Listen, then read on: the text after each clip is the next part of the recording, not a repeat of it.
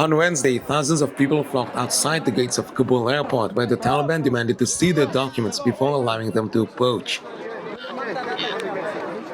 Many outside the airport did not seem to have passports, and each time the gate opened, dozens tried to come through. Afghanistan is Taliban. Taliban is terrorists. My husband is terrorist Talib.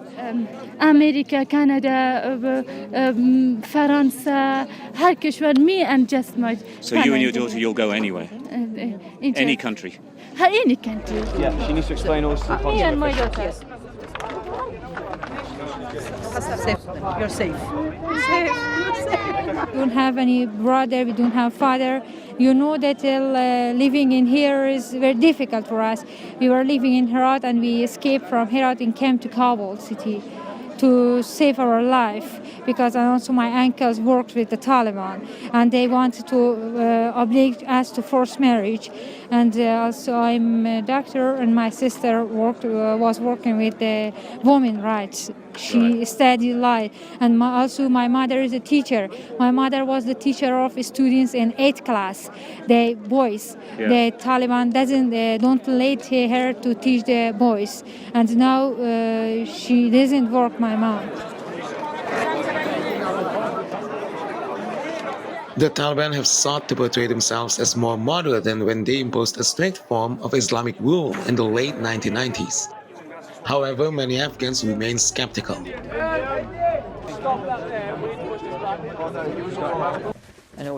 Meanwhile, according to U.S. Defense Secretary Lloyd Austin, America is currently incapable of extending security beyond the Kabul airport to safely evacuate civilians out of Afghanistan.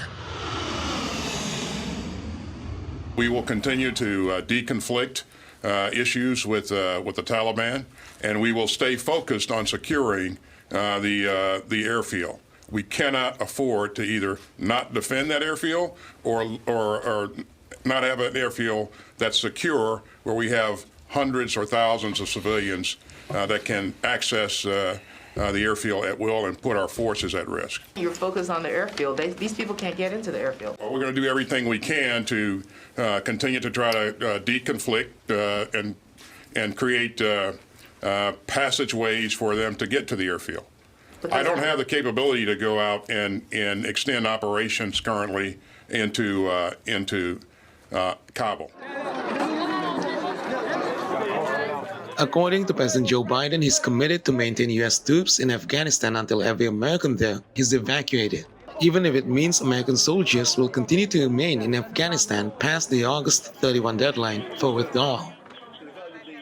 During an interview with ABC News on Wednesday, Biden claimed that the U.S. will do everything in their power to get Americans and other allied forces out of Afghanistan before the deadline.